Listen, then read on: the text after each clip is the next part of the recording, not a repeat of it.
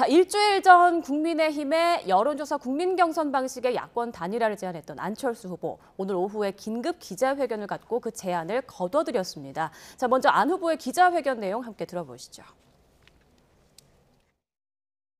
저는 고심 끝에 또 철수하려 하느냐는 비판과 조롱을 기꺼이 감수하면서 일주일 전에 더 좋은 정권 교체를 위한 야권 후보 단일화 제안에 승부수를 던졌던 것입니다. 그런데 제 제안을 받은 윤석열 후보는 일주일이 지나도록 가타부타 아무런 대답이 없었습니다. 존경하는 국민 여러분, 저는 이제부터 저의 길을 가겠습니다.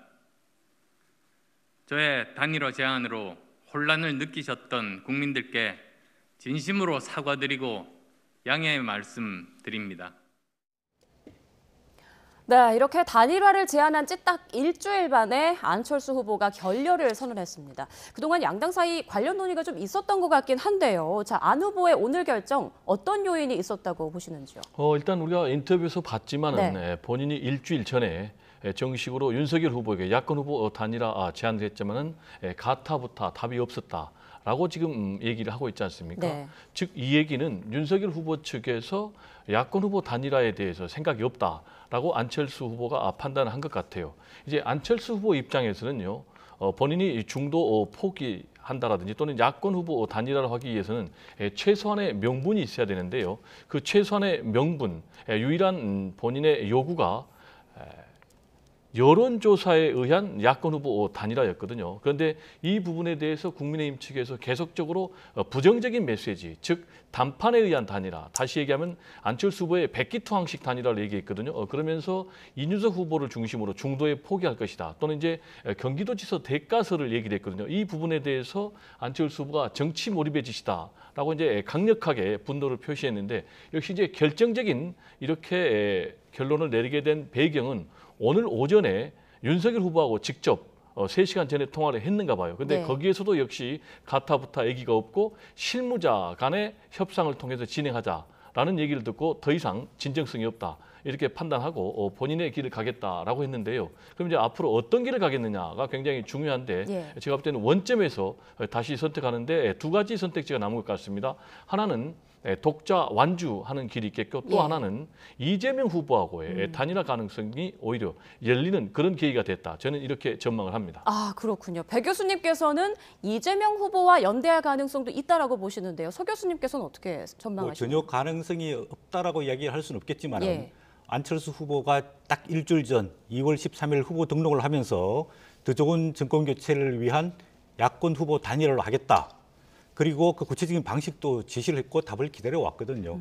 그런 측면에서 본다면은 아직까지 시간은 남아 있지 않습니까? 예. 왜냐하면 2월 28일 이제 투표용지 인쇄가 있고 또 3월 4일, 5일 사전 투표가 있기 때문에 예. 만약에 안철수 후보가 주장했던 더 좋은 정권 교체를 위한 후보 단일화에 대해서 윤석열 후보 측이 적극적으로 나선다면 협상의 여지가 있지 않을까, 그런 생각이 듭니다. 왜냐하면 윤석열 후보와 그다음 안철수 후보 둘 다 이 정권 교체에 대한 대의 명분에 대해서는 공감을 가지고 있거든요. 다만 단일화 방식을 어떻게 할 거냐, 이 문제에 대해서 조금 의견 차이가 있는데, 아까 교수님 말씀하신 대로 그러면 여론조사에 의한 국민 경선은 사실상 어렵지 않습니까? 그렇다면 후보 간에 합의를 통해서 야권 후보 단일화의 가능성은 아직 완전히 폐기 내지는 파기된 게 아니다, 이렇게 볼 수 있고, 오늘 그 안철수 후보의 기자회견을 보면 안철수 후보가 최근에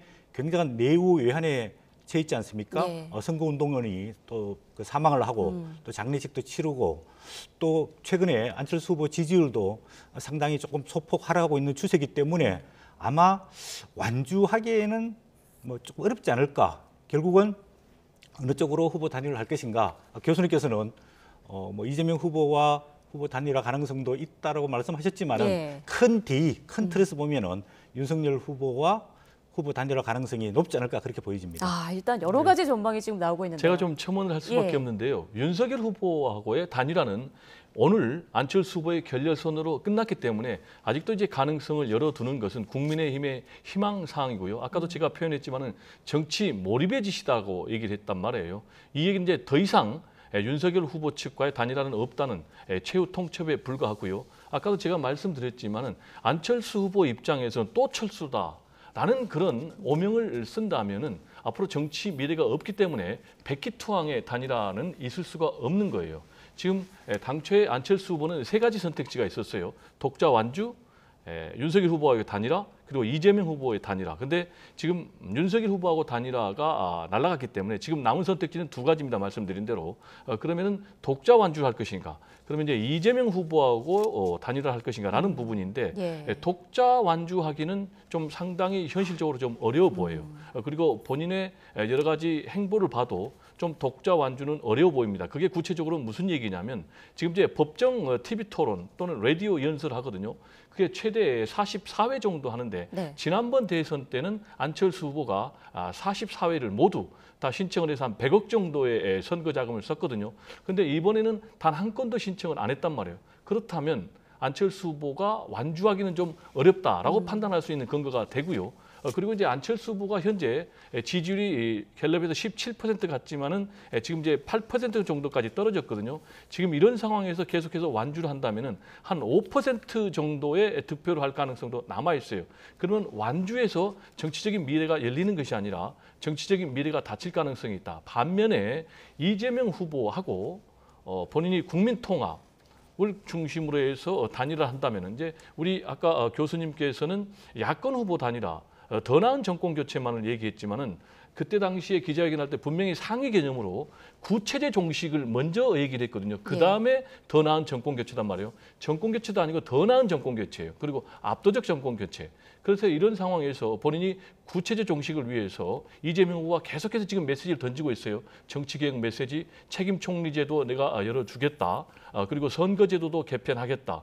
그리고 내각도 국민통합으로 가겠다. 이런 상황에서 안철수 후보는 정치 교체 그리고 세상 교체라는 그런 명분으로 이재명 후보하고 단일화할 가능성이 있고요. 이런 상황이라면 심상정 후보까지 이런 구대에 참여를 한다면 국민통합 예. 그런 프레임의 이 세 후보가 하나가 되면 이 대선 판세가 막판에 윤석열 후보 대 이재명, 안철수 그리고 또 심상정 세 후보의 단일화. 그래서 수구연대대 내지는 뭐 수구 단일화 후보대 국민통합 내지는 미래개혁연대 세력의 그런 대결로 대선 판세가 일거에 바뀔 수도 있다. 물론 이건 이제 하나의 가능성이니까요. 예. 좀 더 지켜봐야 되겠습니다. 일단 두 분 모두 안철수 후보의 독자 완주 가능성을 좀 낮게 보시는 것 같고 이재명 후보와 단일화할 것이다. 아니면은 윤석열 후보와 아직 단일화의 여지가 남아 있다. 이렇게 전망이 좀 엇갈리고 있습니다. 그런데 오늘 오전에 국민의힘에서 단일화 무산기를 좀 내비쳤습니다. 이준석 대표가 라디오 인터뷰에서 이런 말을 했어요. 냉정하게 오늘부로 단일화는 힘들 것 같다. 이런 말을 했는데 지금 국민의힘 내부 기류를 좀 어떻게 읽을 수 있을까요? 예, 이준석 당대표는 사실상 후보 단일화의 그 상대가 아니지 않습니까? 이거는 후보 단일화는 윤석열 후보와 그다음에 안철수 후보 간의 단일화이기 때문에 이준석 당대표는 이런 단일화의 가능성을 남겨두는 그런 행보를 보여야 되는데 예. 오늘부로 단일화 가능성이 뭐 무산됐다. 이렇게 그 안철수 후보 없이도 독자 승리 가능하다 이런 식으로 너무 앞서가는 이야기를 하는 것은 나중에 당대표로서 상당히 부담과 책임이 지어지지 않을까 이런 생각이 들거든요. 그런 측면에 봤을 때는 당대표는 어쨌든 간에 선거 승리를 위해서 또 압도적인 승리를 위해서는 단일화 가능성을 열어두면서 상대 후보를 협상 과정에서 존중을 해줘야 되거든요. 그래서 안철수 후보의 장점, 또 안철수 후보가 내세우고 있는 정치 교체와 시대 교체와 새로운 정치를 염원하는 그런 여망을 당대표가 좀 받아주면서 이 단일화의 가능성을 남겨두면서 조금 진행할 필요가 있다 이런 생각이 들고요. 예. 결국은 그 단일화, 즉 정격 모체에 대한 대의에 대해서는 동의하고 있기 때문에 과연 이 과정을 절차를 어떤 방식으로 언제 시점에 할 거냐 이 기술적인 문제가 사실 더 어려운 문제거든요.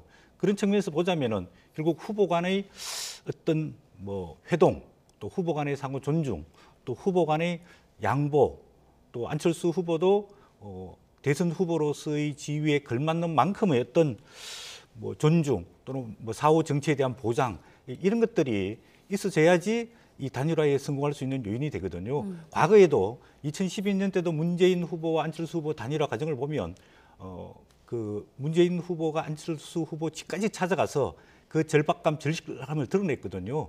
또 우리가 잘 알지만 2002년 노무현 전 대통령과 정몽준 후보의 단일화 과정 속에서도 결국은 단일화가 파기됐지만 노무현 전 대통령이 정몽준 후보 자택까지 찾아가서 마지막까지 지지를 선언해달라는 이런 후보 단일화는 굉장히 어려운 과정이거든요. 네. 그런 절박함, 절실함, 또 서로 존중하고 양보하는 정신이 있어야지 가능한데 조금 뭐 이준석 대표의 그 행보와 발언은 아쉬움이 남는데 결국은 후보 단일화는 후보 간의 협상이고 단일화이기 때문에 이거는 윤석열 후보한테 맡겨놔야 된다 그렇게 지금 생각이 이제 됩니다. 국민의힘은요 상당히 위기를 맞았어요. 선거 D-17일 막바지에 이른 상황인데 만약에 윤석열 후보가 안철수 후보하고의 단일화에 성공을 했다면 상당 부분 탄력을 받을 수밖에 없을 거예요. 최근에 윤석열 후보가 공식 선거운동에 들어가면서 상승세를 탄 결정적인 배경도 안철수 후보하고의 단일화 가능성 때문에 상당 부분 탄력을 받아서 한 2~3%포인트의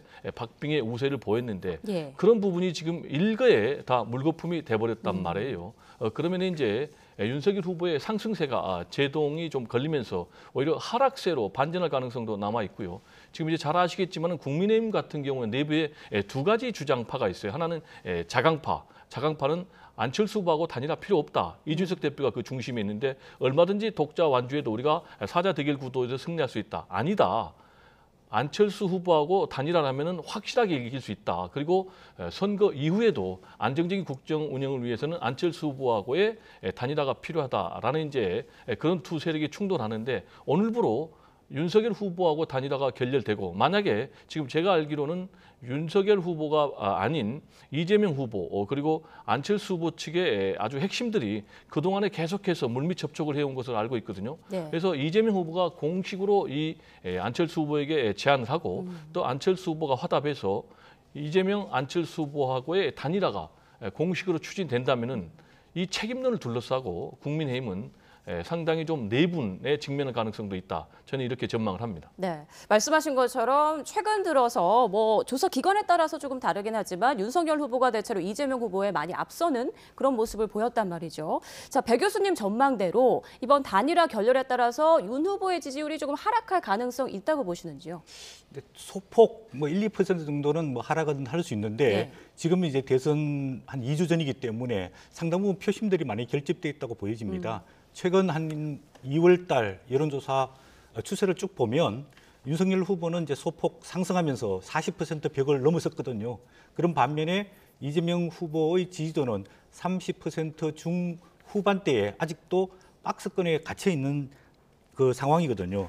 이런 측면에서 보자면은 크게 안철수 후보의 지지도가 7~8% 되기 때문에 이 어느 쪽으로 후보 단일화하느냐에 따라서 구도적인 큰 변화는 같지만은 안철수 후보가 계속해서 일단 재기를 갈 거라고 보여지거든요. 그래서 2월 1일 날 토론도 참여하고 또 그다음 21일 날, 그다음 25일 날 토론에도 참여하게 된다면은 안철수 후보가 7~8%대를 유지를 한다면은 지금 여론조사 구도는 큰 이제 변동이 없을 것이라고 보여지고 있습니다.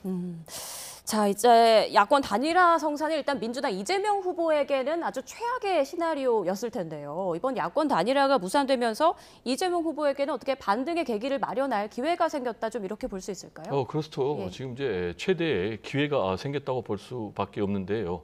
역시 이제 중요한 것은 이재명 후보하고 안철수 후보하고의 단일화가 공식적으로 진행되느냐 안 되느냐가 가장 이제 중요한 관건 아니겠습니까? 만약에 이제 이재명 후보하고 안철수 후보하고 단일화가 수면 위에서 공식적으로 진행이 된다면 지금 현재 대선 판도를 일거에 바꾸는 그런 굉장히 획기적인 변수가 될 수밖에 없어요. 제가 아까도 말씀드렸지만은 그동안에 안철수 후보는 윤석열 후보 측의 실무자하고도 접촉을 하고 그리고 이재명 후보 측의 실무 핵심하고 계속 접촉을 해왔거든요. 따라서 이게 지금 어느 정도 조율이 되느냐가 굉장히 중요한데 만약에 지금까지의 진행 양태하고는 다르게 이재명 후보가 공식적으로 조율을 맞춰가지고 공식적으로 제안하고 안철수 후보가 안철수 후보가 이재명 후보의 단일화에 공식적으로 응한다면은 완전히 탄력을 받을 수밖에 없는 것이죠. 그러면 이제 지금까지는 야권 단일화의 문제가 일종의 이제 블랙홀이 돼가지고 모든 중심이 윤석열 후보에 쏠렸다면 지금 이재명 안철수하고 단일화가 된다면 반대로 이제 이재명 후보에게 모든 이제 관심과 초점이 쏠리니까 집중도가 높아지면서 또 승리 가능성이 높아지면서 특히 이제 중도 무당층까지 움직인다면은 제가 볼 때는 뭐 소폭 반등, 소폭 하락이 아니라 일거에 지금의 판세가 역전될 가능성이 높다 이렇게 봅니다. 이것도 한 가지 덧붙이면요. 이제 안철수 후보 지지도가 약 8% 됐는데 만약에 후보 단일을 어떻게 하게 되면은 안철수 지지도가 어떻게 분산될 거냐 이거를 이제 여론조사 회사에서 분석을 해보면 안철수 후보의 지지도 중에서 약 50%는 윤석열 지지 성향을 가진 사람들이 많고요.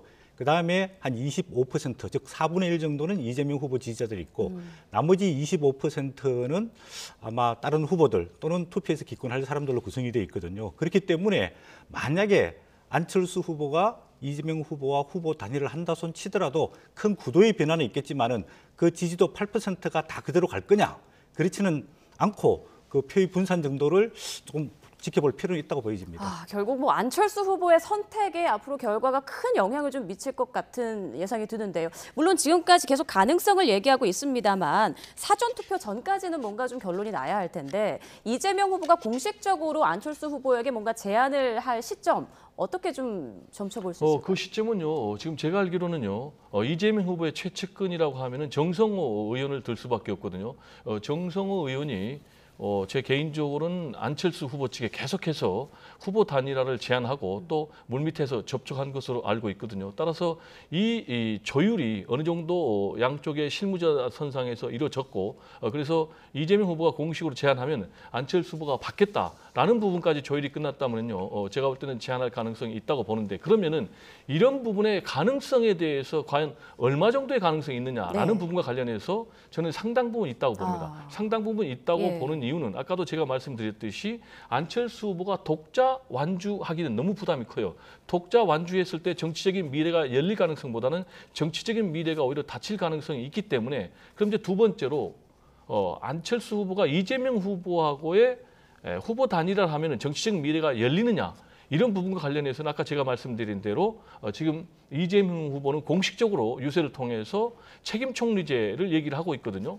그렇다면은 책임 총리제를 제안을 하고 안철수 후보가 받고 그러면 지금 이제 180석을 사실상 움직일 수 있는 거대 여당이기 때문에 충분히 국회에서 통과할 수가 있거든요. 그리고 내각의 지분을 보장을 해주고 그리고 또 지방선거 또 공천권을 보장을 해준다면은 안철수 후보 입장에서는 독자 세력이 어느 정도 마련이 되고 그러면 차차기 대권 도전할 수 있기 때문에 충분히 받을 수 있다. 그리고 이제 오늘 안철수 후보가 윤석열 후보하고의 야권 후보 단일화 결렬 기자회견을 하면서 유념을 해봐야 될 표현이 있는 게 그게 뭐냐면은 윤석열 후보하고는 확실하게 선긋기를 하면서 저의 길을 가겠다고 그랬거든요. 독자 완주하겠다는 것이 아니라 저의 길을 가겠다고 그랬어요. 그러면 이 저의 길이 과연 무엇인가? 그러면 안철수 후보 입장에서는 결국 정치적인 미래가 열리는 길을 갈 수밖에 없거든요. 그런데 이재명 후보하고 단일화해서 그런 부분에 명분과 실리가 주어진다면은 충분히 저는 이재명 후보하고 단일화를 선택할 가능성이 높다 이렇게 봅니다. 알겠습니다. 앞으로의 상황이 어떻게 흘러갈지 관심을 갖고 지켜봐야겠습니다. 자, 이번에는 대선 후보들의 주말 유세 상황을 좀 살펴보죠. 이재명 후보는 1박 2일 호남에 이어서 어제 오후부터 경기도 집중 유세에 나섰는데 자, 전통 지지층 공략해서 지지층 결집해서 분위기를 좀 바꿔보겠다 이런 전략일까요? 네, 그렇다고 보여집니다. 왜냐하면 이재명 후보의 지지도가 지금 30% 중후반대에 갇혀 있는 거거든요. 그렇게 본다면은 전통적인 민주당 지지층 호남과 수도권에서 표를 지금 다 못 받고 있다 이런 생각이 듭니다. 특히 이재명 후보는 경기지사 출신이지 않습니까? 그런 측면을 봤을 때 한 달 전까지는 경기도에서 상당히 우위를 확보하고 있었는데 최근에 와서는 경기도에서도 거의 이제 박빙, 오차 범위 내에서 경합을 이루고 있거든요. 네. 그리고 서울에서는 윤석열 후보한테 한 10% 정도 뒤져 있기 때문에 이 마지막 승부처인 수도권에서 어떻게 득표를 할 것이냐 이재명 후보의 가장 관건으로 보여지고 있습니다.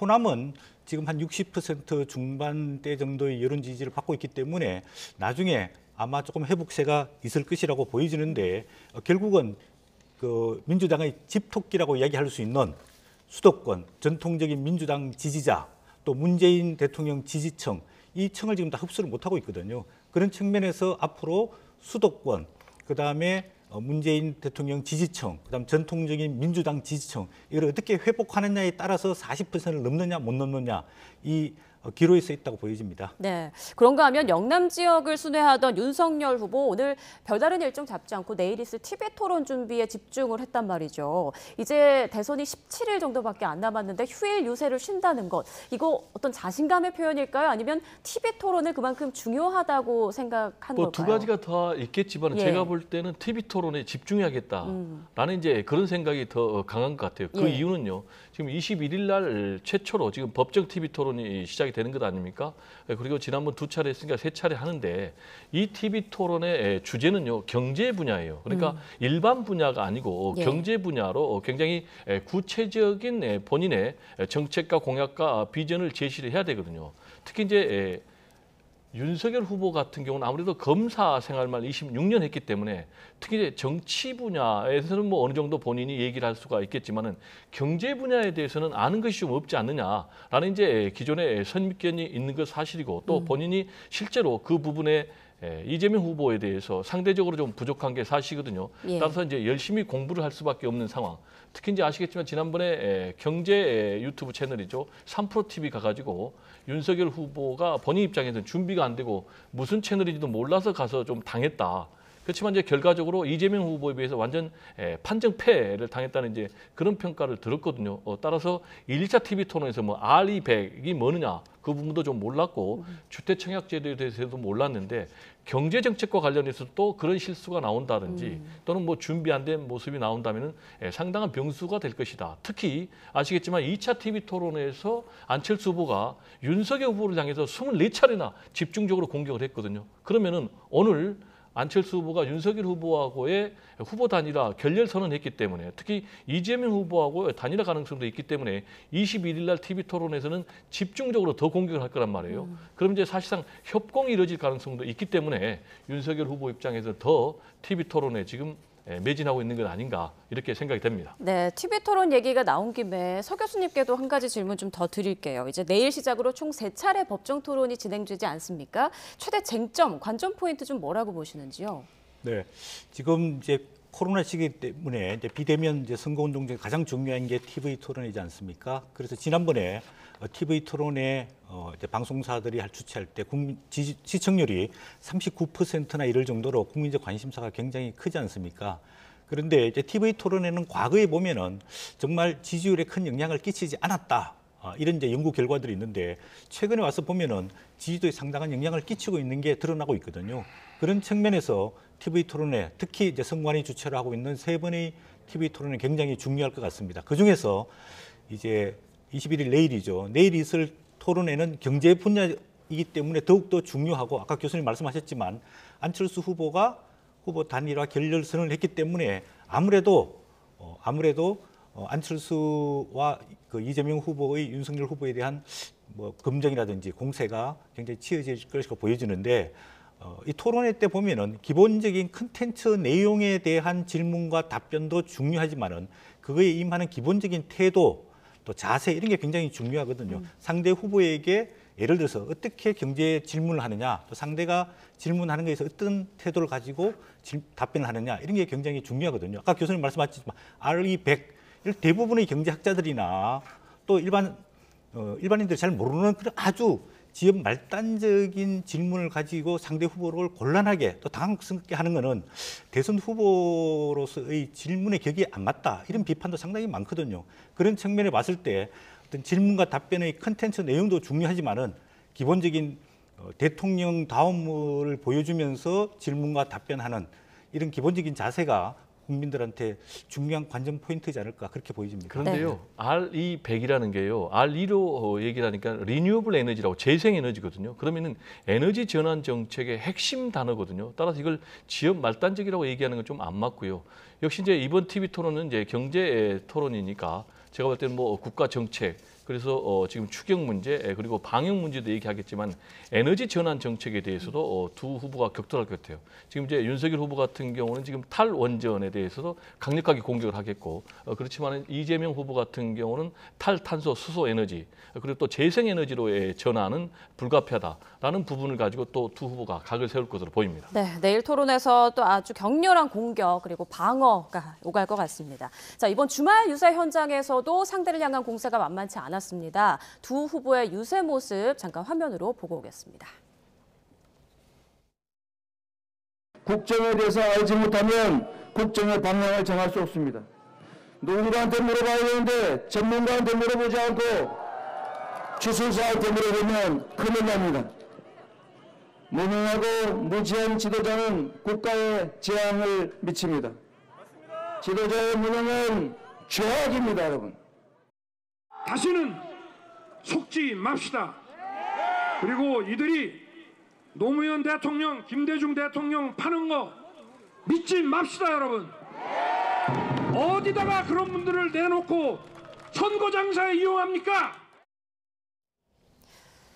네, 결전의 날이 다가올수록 발언 수위가 점점 수위가 높아지는 것 같은데 먼저 이재명 후보, 윤석열 후보의 그 무속 관련 논란을 계속 좀 언급하면서 공격을 하고 있단 말이죠. 이런 전략이 표심에 좀 영향을 미칠까요? 어떻게 보십니까? 저는 별로 영향을 안 끼칠 거라고 봅니다. 왜냐하면 지금 이제 선거 이제 중후반기로 들어가고 있지 않습니까? 지금은 국민들이 원하는 게 어떤 상대 후보에 대한 네거티브 문제점 제시보다는 본인이 앞으로 대통령이 되면 대한민국을 어떻게 운영할지 쉽게 말해서 파지티브한 것을 기대를 하고 있습니다. 구체적인 분야별 정책이나 공약, 또 대통령과 국정을 함께 운영할 핵심 참모들이 누구냐 이런 부분에 대해서 그 국민들이 관심을 가지고 있는데 상대 후보 비판하는 것은 본인이 조금 뒤처지고 있다 또는 조급함이다 이런 발로라고 보여지고 있거든요. 과거 연구 결과를 보면 선거 막판의 네거티브는 결국 유권자의 표심에 크게 영향을 끼치지 않는다 이런 내용도 있거든요. 이재명 후보가 계속해서 윤석열 후보의 그 무속 논란을 제기하는 것은 이게 이제 쉽게 말해서 프레임을 씌워가지고 윤석열 후보가 신뢰성이 없다. 또 윤석열 후보가 개인적인 능력이 없으니까 결국은 이런 무속인들한테 의지하는 것 아니냐. 이제 이런 좀 불확실한 무능력 이런 것들을 이제 제기하려고 하는데 과연 그게 국민들한테 어필할 수 있을까? 첫 번째는 윤석열 후보가 아주 구체적으로 무속인과 관련된 직접적인 뭐 연관성, 증거 이런 것도 솔직히 없는 거거든요. 대부분은 소문이나 풍문에 떠도는 이야기들이 많지 않습니까? 그런 문제가 있고 두 번째는 아까 말씀드린 대로 국민들이 지금 원하는 거는 어떤 상대 후보에 대한 문제점 제기나 비판보다는 본인이 어떻게 국정을 잘할 것이냐 이런 측면에서 포인트를 두고 있기 때문에 지금부터는 여러 후보들이 조금 국가 발전을 위한 구체적인 정책과 공약과 비전 제시 이런 걸 해야지 표심들을 좀 움직일 수 있는 계기가 되지 않을까 그렇게 보여집니다. 자, 그런가 하면 윤석열 후보는 영남 지역을 찾아서 민주당을 향해 전직 대통령을 선거에 이용하지 말라 이런 말을 했는데요. 이런 전략은 또 어떻게 평가하시나요? 윤석열 후보는 자신감이 좀 너무 지나치다 보니까 수위를 좀 넘은 것 같아요. 지금 윤석열 후보는 이제 국민의힘 후보 아니겠습니까? 그럼 이제 국민의힘 후보면은 그 전에 대통령 했던 분이 이명박 박근혜 아니겠습니까? 그러면 이제 이명박 박근혜 전 대통령의 정신을 얘기해야 되는데 아무래도 본인이 직접 구속해서 사법처벌을 했기 때문에 이명박 박근혜 전 대통령의 정신을 얘기하기는 좀 어려웠던 것 같고요. 그렇다고 본인이 국민의힘 후보인데 민주당 대통령인 김대중, 노무현 전 대통령의 정신과 철학과 가치를 이어갈 것처럼 얘기하는 것은 제가 볼 때는 상당히 좀 정책성이 아직도 좀 정리가 되지 않은 것 아닌가 이렇게 좀 생각이 되고요. 예. 그리고 이제 이재명 후보가 무속과 주술을 얘기를 한 것을 일종의 네거티브로 얘기를 했는데요. 만약에 그런 식으로 접근하면은 윤석열 후보의 이런 주장은 더 네거티브라고 볼 수밖에 없고요. 그리고 이게 단순한 네거티브가 아니고 저는 이제 굉장히 중요한 의미의 검증이라고 보고요. 이거는 이제 근거가 없는 것이 아니고 윤석열 후보의 배우자인 김건희 씨가 녹취록에서 직접 얘기를 했잖아요. 자기는 영적인 사람들, 도사들하고 어울리기를 좋아한다. 그러면서 실제로 또 그 기자의 관상을 또 봐주고 성품도 봐주고 또 뭐 점쟁이들에게 오히려 본인이 봐준다. 이런 부분이 있었고요. 그리고 이제 지금 21세기 대한민국 세계 10위의 경제 대국인데 굉장히 중요한 국가 의사 결정을 대통령과 그 배우자가 무속이나 주술에 의존해서 결정을 내린다면은 이 대한민국이 어디로 가겠습니까? 예. 그런 측면에서 굉장히 중요한 문제가 아닌가 생각이 좀 됩니다. 네.